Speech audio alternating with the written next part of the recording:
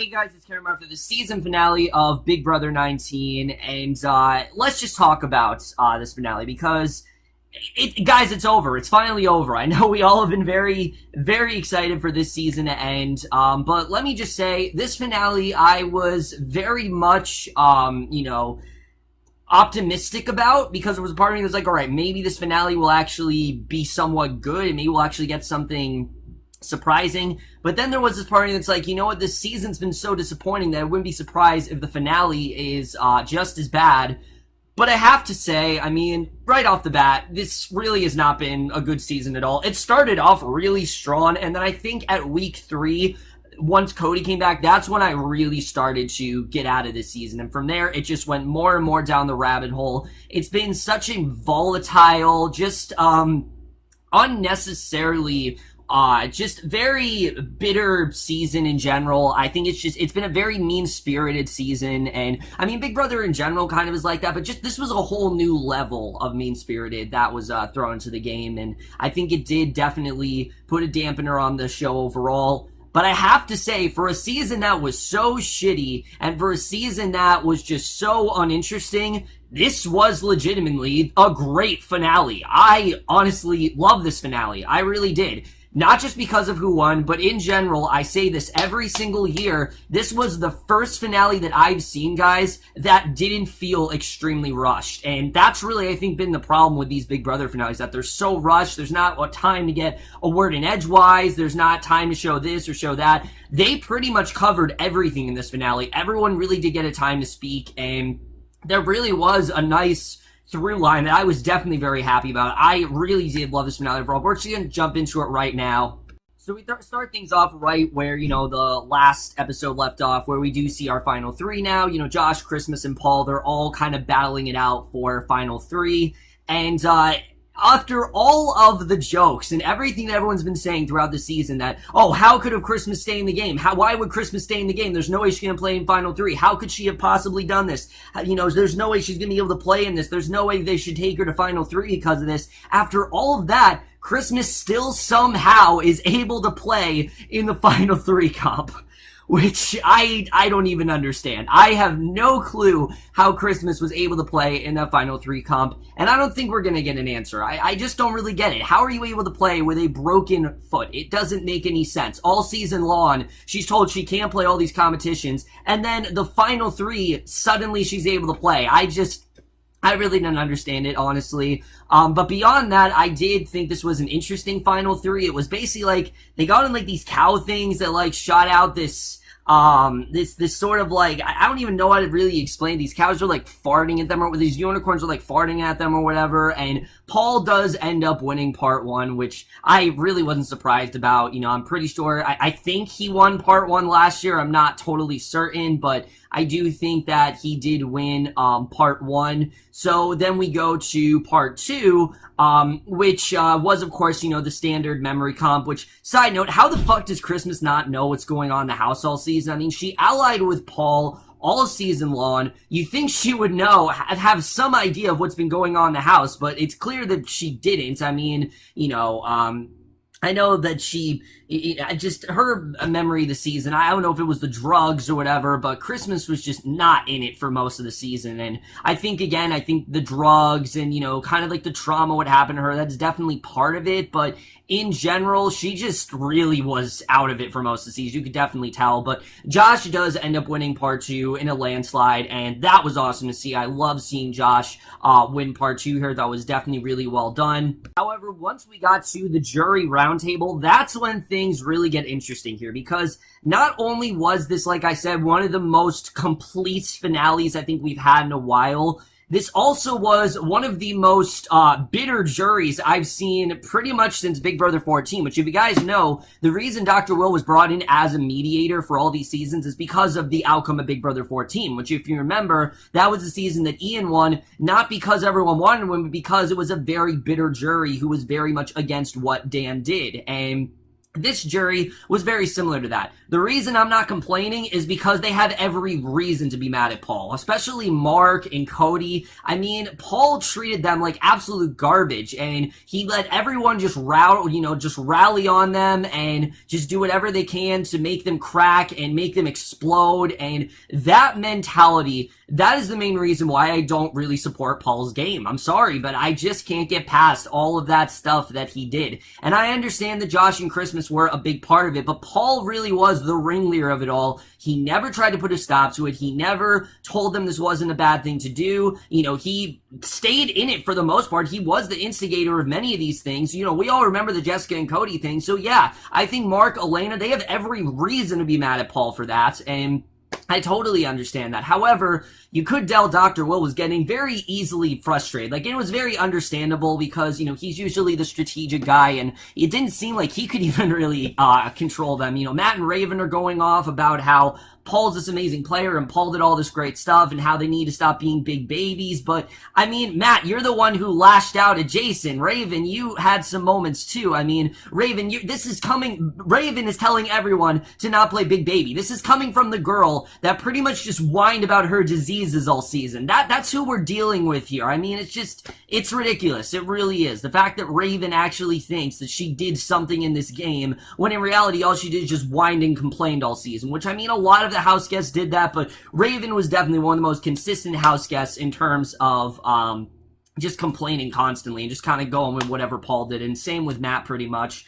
So you got Raven and Matt. They still have, I think, no idea what the hell's going on this season. It's still pretty obvious they don't know what's going on. Mark and Elena, I have to say, though, I actually really like what we got from them, because despite the fact that they both were bitter jurors, which, again, I cannot completely understand, throughout these last 2 or 3 episodes, we've really seen this more, I think, aware, just, a lot of agency in both of them, where they know very well what's going on in the game, and not only are they not sympathetic for, Alex and Jason, but they're laughing in their faces because it was so obvious from day one what was going on. And it just makes me think that if Paul didn't have as much control that he did this season, I really think Mark and Elena could have been really great game players. And I genuinely mean that. I think they could have been a really strong duo along with Jessica and Cody, but because Paul just had to have his way every single week, that's why those 4 never really got to do much of anything. And yes, I'm well aware that Jessica and Cody and Mark and Elena, they all kind of said things in the house, but I do think that they did have some good gameplay in them. I didn't see that from most of the other players, but those 4 particularly, I actually did see some good stuff from, and I did like what we got there. But like I said, easily one of the most bitter juries I've seen in a while, but for this cast, it totally makes sense because of everything that's kind of gone down here.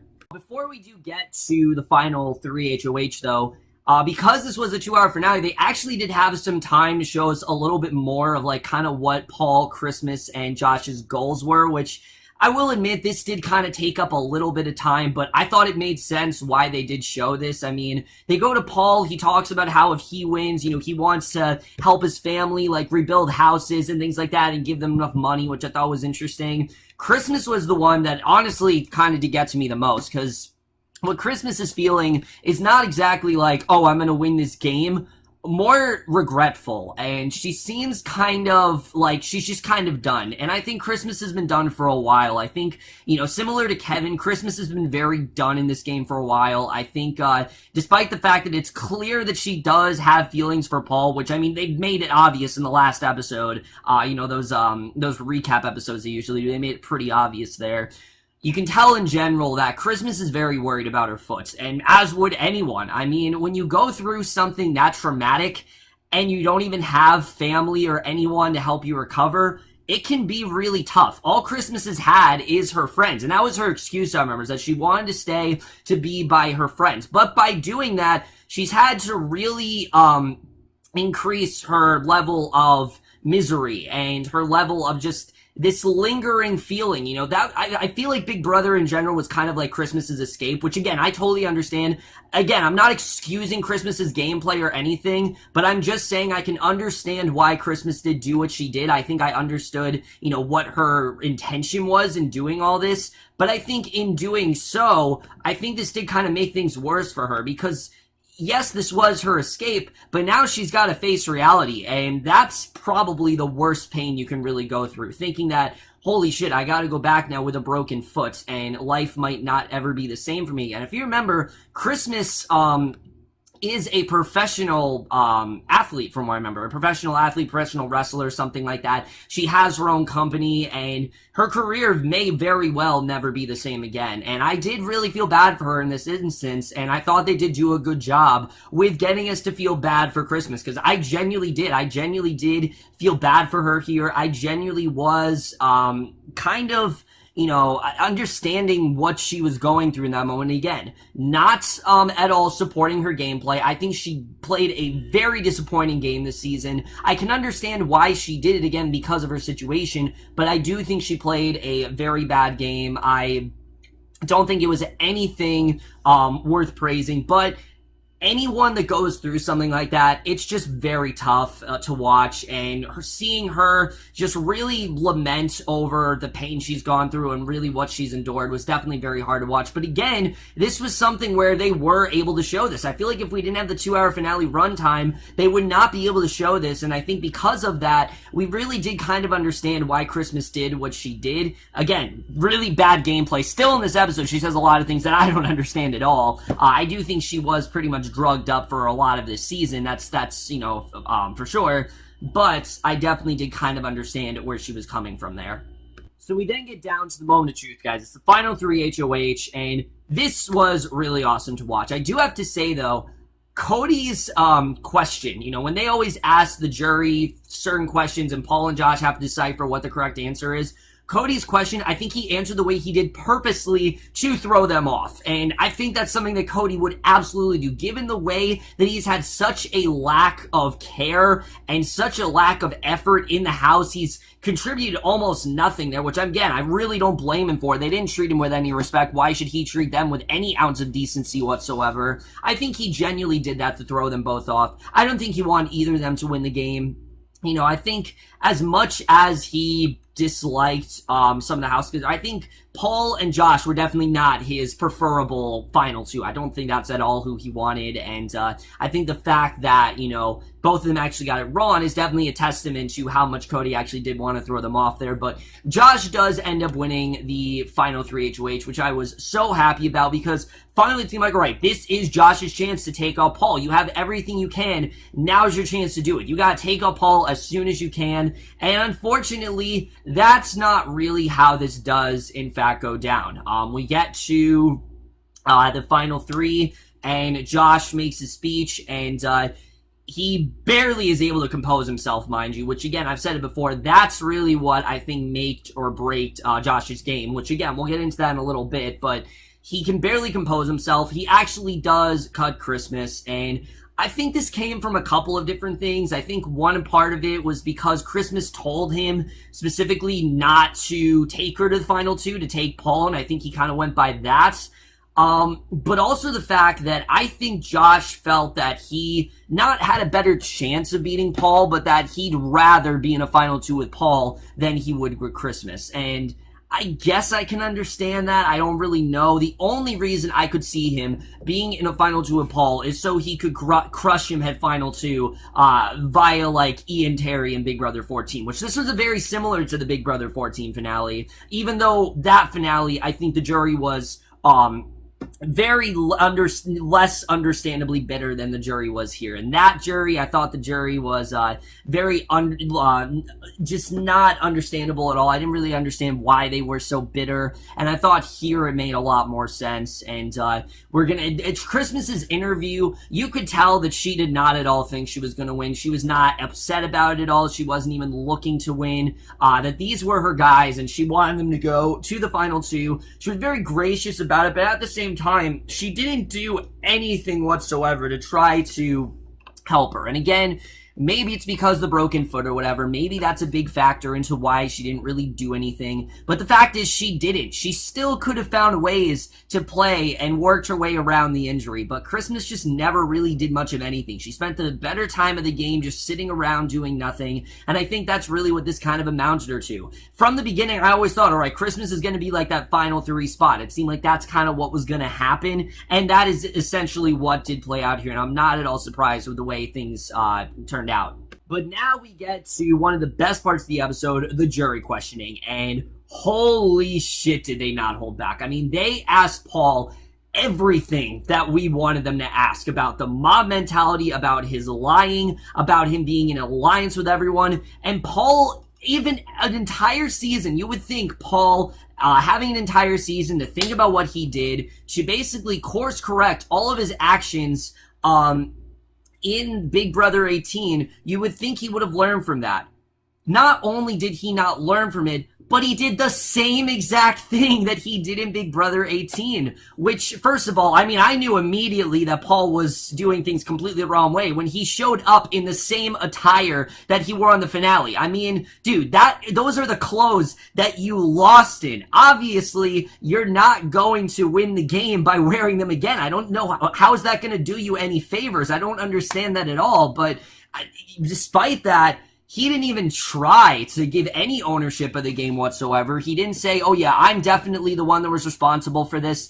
He didn't take any credit for anything. And that's your time to do that stuff. That's what all the greats do. That's what Dan did. That's what Derek did. That's what, that's what Dr. Will did. Those are what all of the greats in Big Brother really did do. Even Nicole did that last season. I was not particularly a fan of Nicole, but I will give her the benefit of the doubt in saying that Nicole actually did a better job of swaying the jury than Paul did. And the same here. Josh, I thought, was a lot more well-spoken. He said everything that was true. He said how much he was a fan of the game. He said how hard he had to fight, really, and I think Josh did a very compelling narrative here. Like I said, how he really had to fight hard and how he was kind of contemplating whether or not to turn on Paul. Well, I mean, Paul doesn't know this yet, but he did a very good job with dancing around some things. But Paul completely danced around. Like, he didn't try to answer anything. Josh actually did make some attempt to, and Paul just kind of lied about everything, which is one of the things I just don't understand about his game. Why he'd lie even when they're out of the house. What strategy is that? What is that doing you? It's doing you absolutely nothing except making you come off looking like a giant idiot. I don't understand what he's trying to do here. I mean, are you trying to make yourself look more shady? Are you trying to make yourself have more and more votes against you? I mean, I just didn't really understand what Paul was really thinking here, especially, like I said, after having an entire season to reflect on what went wrong in Big Brother 18. You would have thought he would have learned by now, but no, that's not the case. He didn't learn at all, and I thought the questions that they asked him made a lot of sense. Christmas's question, I don't know what that was about. I think, again, that's just kind of a side effect of the drugs or her anxiety, but I guess it was an inside joke. I guess she had nothing else to ask Josh, but I mean, I don't really understand what that question was about, but like I said, we get done with the questioning, and basically after all of this, we see the jury cast their votes, and as much as I dislike Alex, I have to say, her jab at Paul was fucking great. When she's like, you stabbed me in the back, and now I'm going to cast my vote for someone who stabbed me in the front rather than the back. That was just awesome to see. Yes, it was classic Alex with the way she worded it, especially the way she started from, like, afar. Just so dramatic and just so ridiculously dramatic that I couldn't help but laugh. I still thought it was awesome to watch. I didn't really like Alex this season, but I'm glad that even she took a stab at Paul. Like, she knew very well that Paul did her wrong, and I definitely did like seeing that. I thought that was definitely one of the best parts of, this finale by far. However, we're gonna get into the best stuff. It actually comes right after all of the voting. Because usually what ends up happening after the voting is we have about 15 minutes left, and they don't have time to actually reflect on the season and really show all of what's going down And because, again, this was 2 hours, they had a lot more time. And again, they really didn't waste it. They showed everything that they really could, especially when it comes to Jessica. Jessica, I think, honestly came off looking the best here. And it really did show how much of an idiot everyone else was when she told them point blank that, yeah, Paul got all of you. And I loved the package where we saw all of them talking about taking Paul, Paul taking them the final 2 and all of them doing things for Paul. And then Paul talking about how much he was a puppet master. And again, if Paul would have just gone with this narrative and said, yeah, I played you all, I think that would have really benefited him more. And that's the main reason why I can't, well, that in the mom mentality, but that's the other big reason why I can't support him, because not once did he ever take ownership of his game. And look, if he did take ownership of his game and he actually tried to craft a narrative for himself in which he did try to, go after everyone, and he just told the truth that, yeah, I didn't care about any of you and none of you meant anything more to me than, I tried to ally with all of you and it didn't really, and it worked pretty much and I got all of you out. Then I would have been like, all right, at least he had a good speech, but he didn't. He really didn't at all. And I get it, you could tell Paul was very dumbfounded when they were showing this, but even better is what they do after. When Julie says that Paul wasn't the only one that was lying, Josh also was, and she literally plays Josh's goodbye messages in front of Paul. And that was amazing to see. I loved the way that was done, the look on Paul's face. The fact that he called Josh a coward, I think he really is being a hypocrite there, because I think Paul's being just as much of a coward as Josh. The fact that you won't take ownership for what you did. Josh is not saying anything because he doesn't really need to. I mean, I don't think the jury, he has anything to prove really to them, and Paul had like a lot to prove, and he just dodged every opportunity he could there. And I did love seeing what Cameron said, where Cameron even said that he was bored of the season and he didn't even like the way things played out here. And Cameron in general, I said it from the beginning, the moment that Cameron was evicted, I knew something bad, this season was already off to a bad start. And there was a bad taste in my mouth that, oh no, we're going to get Big Brother 18 all over again. And what do we get? An even worse version of Big Brother 18, where everyone is so unlikable and so unrootable and there's barely any strategy happening whatsoever. At least in Big Brother 18, there was a sense of strategy going on. There was barely anything happening this season, and I really would love to see them bring Cameron back, because the fact that he was just evicted night 1, not even given a chance to think about it or anything, just immediately had to go on a decision, do you want to play a comp, do you want to get evicted? I'm very infuriated by that, and that's definitely still one of my least favorite parts of the season, is the way things started out in general. I just thought was really dumb, and it did very much craft that narrative of, yeah, the producers are on Paul's side, which I still don't really believe. I don't think production completely controlled the game, especially because the way things played out at the end, I don't think there's any way you could say production controlled the game. But yeah, I do think it was a bad decision on CBS's part to let go of Cameron that early. I think it was really dumb to do that. And then we do get a nice little scene with Cody and Jessica where Julie asks Cody how much he missed Jessica. And at that part, I'm like, all right, we can tell this is dragging on a little bit. But just in general, I really like what we got here. I like that we got to see everyone pretty much being treated for the dumbasses that they were, because they really were complete idiots, and they all just kind of, they all just kind of came off looking like the most, just terrible, ridiculous, and just idiotic house guests that this game has ever seen. And that's exactly what they are. They're just so clueless, they're so naive, they're so spineless, and they just portrayed it perfectly here. I love the way it was done, and it was definitely one of my favorite parts of the episode by far.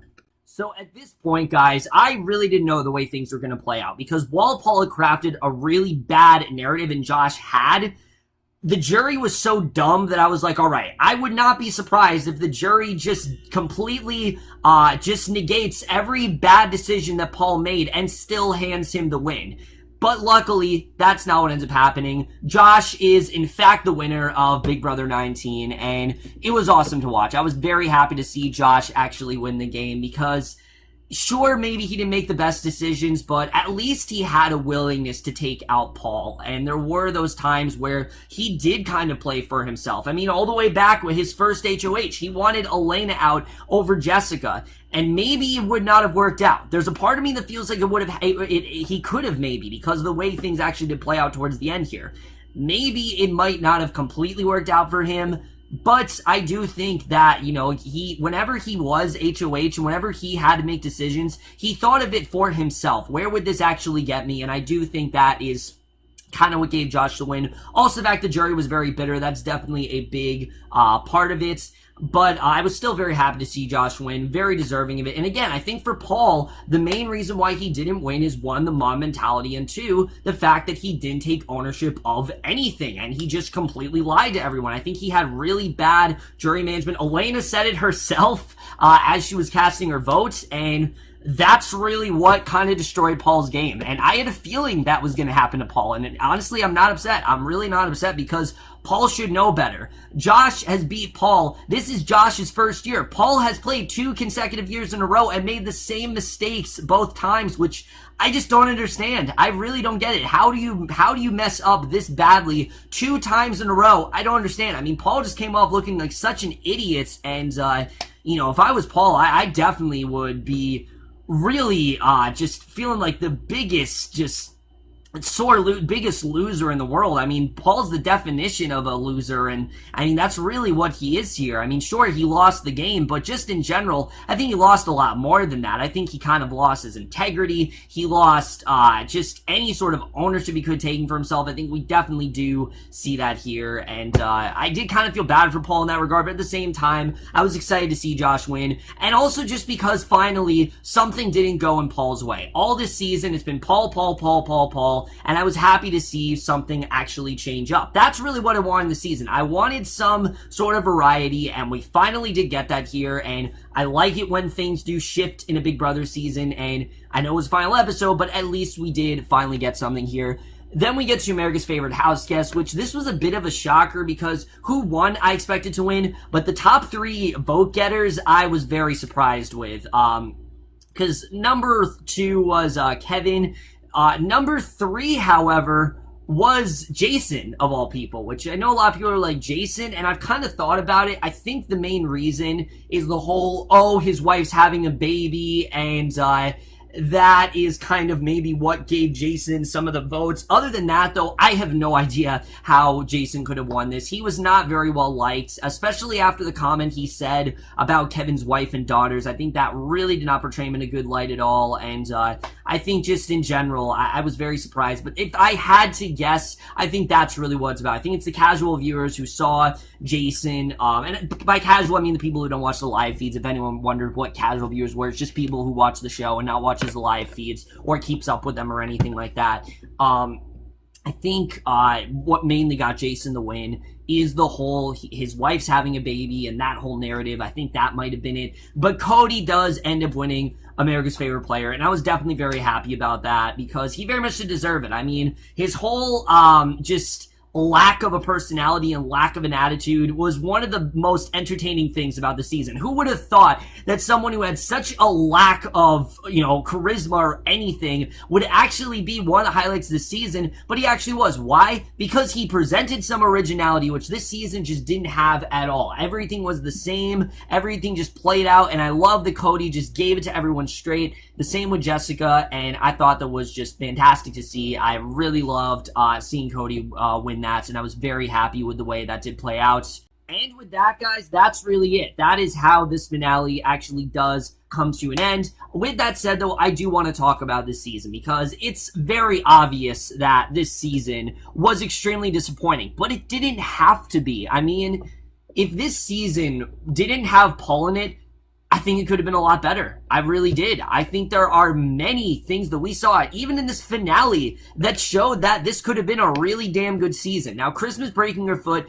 I still think is inevitable. I think it's a possibility that it maybe not in week 1, but I think it's something that happened, and it seems like one of those events where you have a time travel movie and they try to change, but I think it's like a butterfly effect thing where it's just kind of destined to happen, and I don't think that that's something that would have been able to change. However, I think a lot of the players like Cody and Mark and Jessica and Elena could have been a lot more instrumental in the game had Paul not even been introduced. I mean, I get it that the whole thing was Kevin taking the 25K and all those other people taking the 25K. That's what got Paul into the house, but if you take the temptation element away from the season, which looking back, the temptation really didn't do too much except give Paul the pendant of protection and have Christmas, have one of the most pointless victories ever, as well as have Jessica use Assaulting Hex for like a week and then get evicted the next week. It really didn't have much of a part in the game other than that. If you just take away the temptation, I think the season could have been a lot better, and I think that's the main thing Big Brother needs to concentrate on.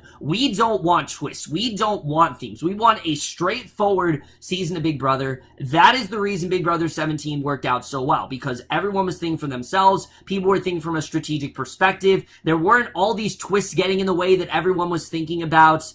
There wasn't just some vet coming in who was ruling the house. It was all new people, and that's what made that season so great. There wasn't anyone who was like, oh, they're the sibling of this person, or oh, they look like this person. That was a whole new cast, and that's what the Big Brother 17 so much. But when you throw in a vet and when you throw in siblings, it's pretty evident from this season that if you do that and separate them from the rest of the house, then there's a good chance that that vet is going to rule the house for the majority of the season. I think that's the main thing that Big Brother really needs to realize, that them doing that vet, like I said, is going to govern pretty much every major decision in the game. And I think that really, is what kind of slowed things down this season. Because I think players, again, even Alex, I think could have been a lot better in this game, but I think Paul just brought out the worst sides of them, and I think Paul giving them, letting them do what they did, letting it show them that it was okay to attack these people, that as well was a big reason in why I dislike this season so much, because I didn't dislike this season first, if you guys remember. The first 2 weeks of the game, I loved the season. I really did. I loved seeing all the drama. I loved seeing all the fights, but it died down really quickly. After Cody left, it really died down, and especially after Jessica died, then it really died down. It was just kind of the same thing. Not Jessica died, after Jessica left, it just really died down. It really died down every single week. It got more and more boring as it went on, and not even boring, just the fact that we had so many people throwing comps and, trying to lose things, and Paul telling this person to throw things. I mean, the fact that they were just this dumb to listen to him, I really don't understand. I honestly don't understand, and I can't believe that after all of that, Paul ends up losing the season, which I think he does kind of deserve towards the end. The first half of the game, like, all right, Paul's at least playing a good game, but the mob mentality, that's the main reason why I can't really support his gameplay, and I'm glad to see that he did, in fact, end up leaving. Just in the end, guys, this was a very disappointing season. Is this the last season of Big Brother I'm going to watch? No, it's not the last season I'm going to watch, because I do actually hope that Big Brother 20 is a good season. I want to watch Celebrity Big Brother, which I'm actually interested in. I think that could maybe change things up a little bit. They just need a season like Big Brother 17. Stay away from the vets, stay away on trying to appease the fans, and stay away from being so concerned about the ratings. I understand that Big Brother hasn't had the best ratings in recent years, but you gotta focus on the gameplay. That's what this is. It's a game. It's not Survivor. It's not The Amazing Race. It's not, something like The Challenge. It is Big Brother. Big Brother has a certain formula, and when you do what you can to try to mess with it, I think that is the main reason why. I mean, there were parts of the season that felt like The Bachelor. It really did. There were parts of the season that felt like Survivor, and that's not what this show is. It's Big Brother. It has its own way of doing things, and I'm not gonna lie, a lot of the season didn't feel like Big Brother. It really didn't. It felt like I was watching a completely different show, and it was just really the lack of strategy